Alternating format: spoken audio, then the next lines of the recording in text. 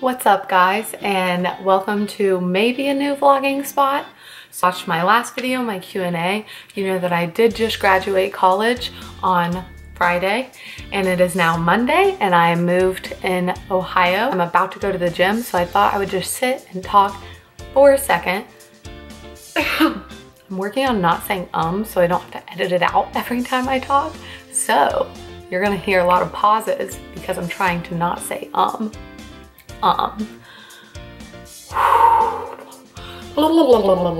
So today's video is going to be a little bit of an update on what I'm doing diet and training wise, and talk a little bit about vacation and what you should do for vacation, and a little bit about coaches at the end.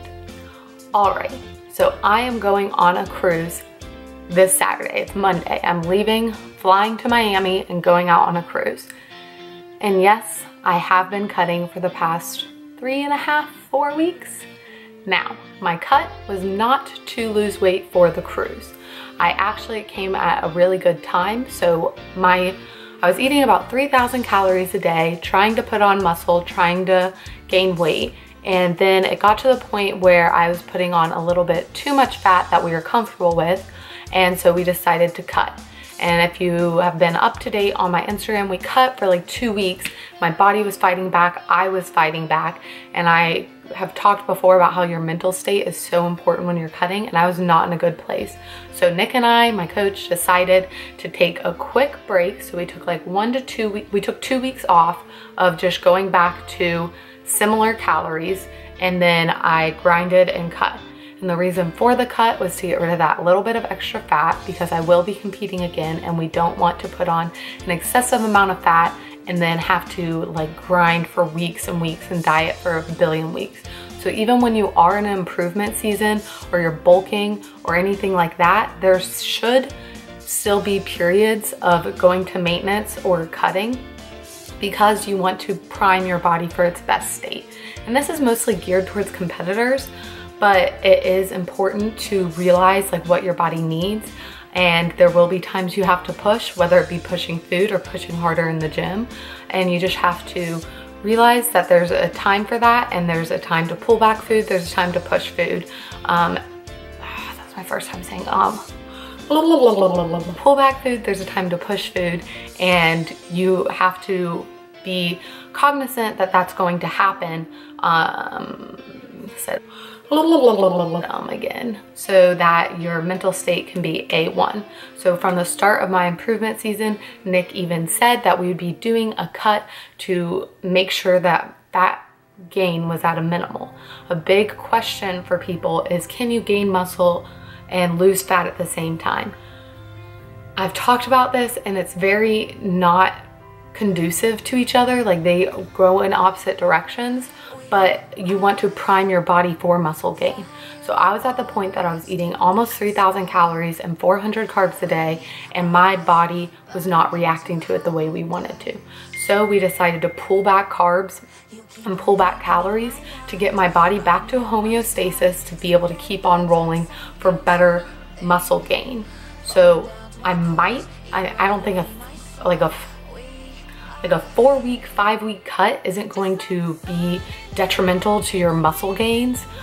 So as long as you're staying on top of your stuff, like, you can still make progress. And I am.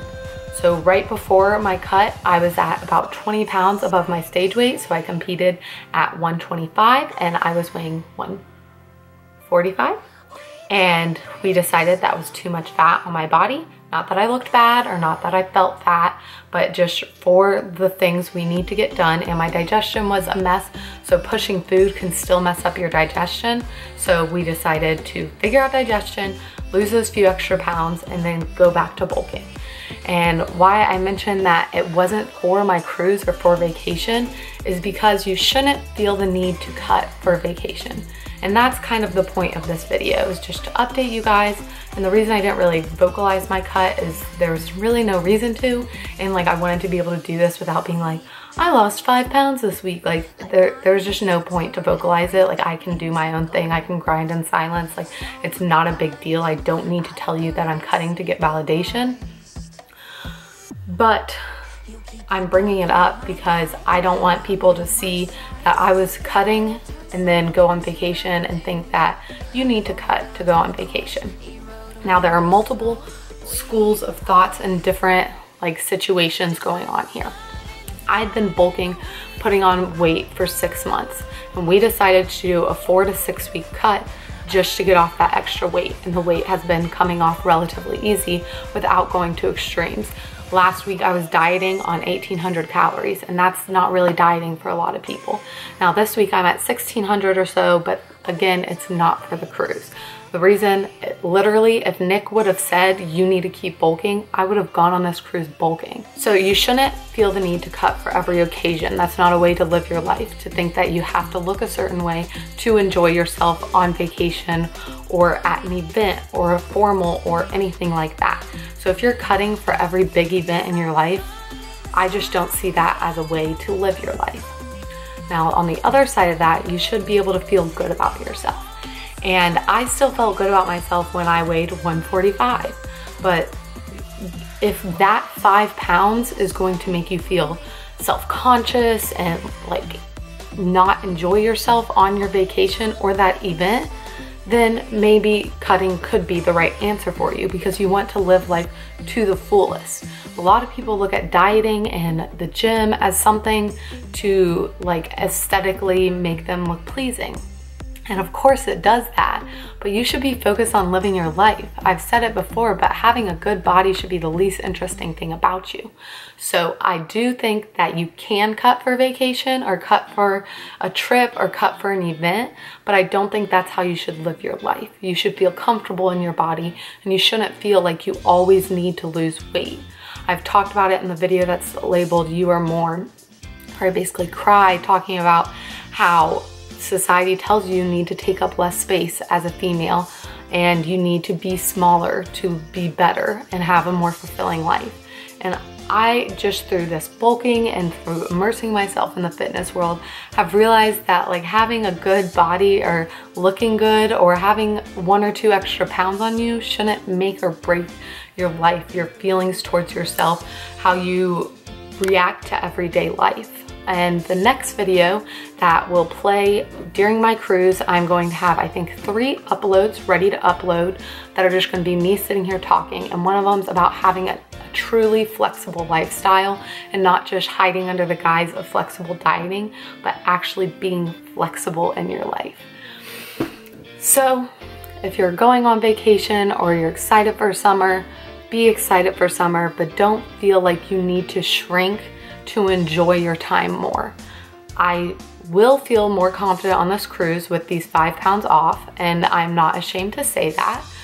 Everyone likes to look good in a bikini, but looking a certain way in a bikini shouldn't be your life goal. This is kind of all over the place, but I just want to make it be known that you do not have to be a certain size to go on vacation. As long as you are happy in your body and you enjoy it, then that's fine.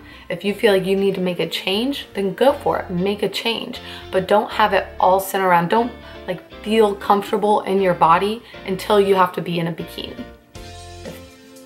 I know it's a hard concept, you want to look good in a bikini, but if you're comfortable in your body and you think you look good, then why diet? Why feel like you need to shrink down to look a certain way in a bikini for someone else? If you want to do it for yourself, go for it. But the main takeaway is do not feel like you need to diet or lose weight for any event or occasion or vacation that you go on. And that is what I will say about that. Before I forget, just got back from my workout and remembered that I didn't really talk about what I was gonna eat while I was on vacation. Now it's important to realize that this goes for vacations and holidays and just like anything. If you're on track before and after, like it's very hard to do a lot of damage in a little time. What I mean by that is I'm on point before this cruise. I'm going to be on point after the cruise. So a week of indulging, as long as I'm not binging and eating excessive amounts, I'm gonna be fine. And even if I do gain a few pounds, First, in 1 week, you can't gain that much weight. And a lot of it is going to be water weight. And it's gonna be subcutaneous water, which means it's held over the muscle. So it feels like fat. And you're gonna think, oh, I gained so much weight, the scale says this. First of all, after a cheat meal, after a holiday, after a vacation, why would you get on the scale? You know the number's gonna be up, and if it's going to affect you, don't get on the scale. And I don't want that to sound harsh, but it's true. So you're gonna have water weight, and when you have extra water, you gotta drink more water to flush the water out. If you think you're holding on to water, the answer isn't taking away water. Your body is holding on to water because it hasn't been hydrated enough. So if you're drinking alcohol, or if you're not staying on top of your water, not drinking a gallon a day or more, I tried to go 1.5 to 2 gallons, then your body's gonna hold on to water because it's gonna think it's not gonna get water. So drinking more water is gonna flush all that water out. So my tips for going on vacation, holiday, anything, is to enjoy yourself. Don't be an asshole about eating food, and come back, don't weigh yourself, get back on schedule. 3 days later, figure out what your plan is. If you think you gained a ton of weight, which you probably didn't, you can work from there. But I'm not gonna step on the scale the second I get back from vacation, but I'm also not going to be shoving my face full of food. Excuse me. The food's always going to be there. And just because you're on vacation or it's a holiday doesn't mean that you need to binge or eat much more than you're used to. I find like the hardest thing for me is realizing what food I actually want and what food I'm eating because it's in front of me. And tracking macros has helped me with that. A lot of people, it doesn't. It depends on the person. But for me, it's realized what food is worth it, what food I actually want to eat, or what food I eat literally just because it's in front of me or because other people are eating it. So my plan for the cruise is to eat foods I like, enjoy alcohol, enjoy nachos, enjoy burgers, because there's Guy's Fieri's burger joint on the boat. I'm not going to deny myself or starve myself. I'm going to enjoy myself.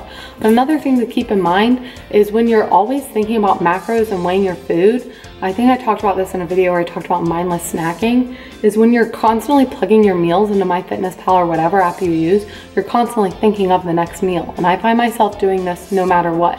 So if I just kind of like go about my day and I know what foods I normally eat, so I'm going to eat the same foods, and I track them like towards the middle of the day, then I'm less likely to think I need to eat my next meal. If I track all my meals, which sometimes it helps, sometimes it doesn't. Sometimes I need to track my meals if I know something's coming up.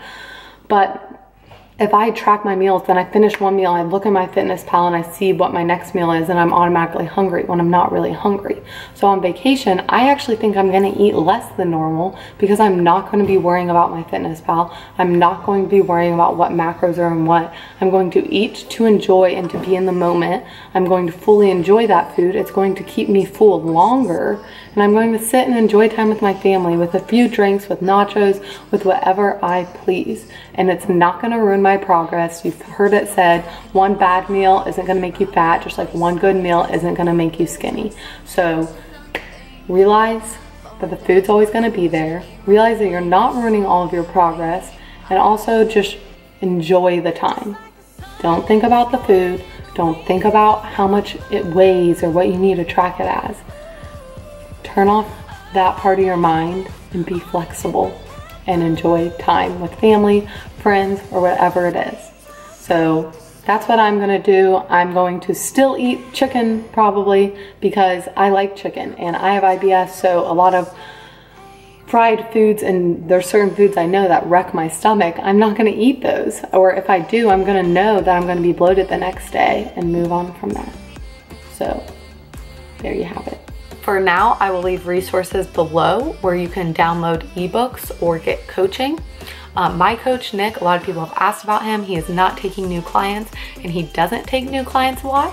And just a side note, if you're looking for a coach, I would like to let you know that it is pretty expensive. So I'll just go ahead and say I spend $225 a month for Nick on nutrition, because I know when I've watched videos and they say like, oh, it's expensive, and they never say a number. That's how much I pay for Nick just for nutrition, not for nutrition and training. And I know different trained through the IFIM coaching, which is amazing coaching, that it's $150-ish for one and then $200-ish for both together, training and nutrition. And although that is a steep price, the coach is going to be in contact with you. And I would never suggest a coach that's not going to be good.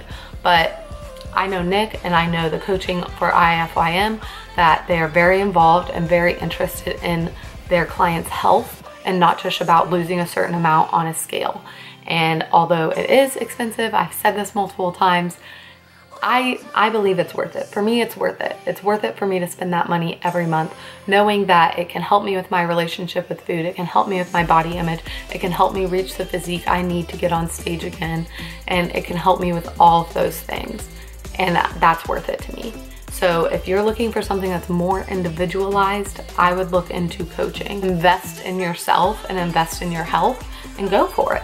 It's something that has changed my life, changed it for the better, helped my life, helped me get to where I am now. Even though it is hard work for myself, Nick is an amazing coach and he has helped me reach a fuller potential than I could have on my own. So I guess that's my 2 cents about coaching. I hope you guys enjoyed this video, just kind of talking about vacation and just that you don't need to shrink to be more fulfilled in life. And the next video will be about being flexible with your goals. And then I think I'm recording 2 more videos this week to play next week while I'm gone. And I'll also have someone uploading on Instagram if anyone's really gonna miss me for a week. All right, I'm about to go to the gym. Got my NASA shirt, got my iridescent scrunchie. I'm out of this world.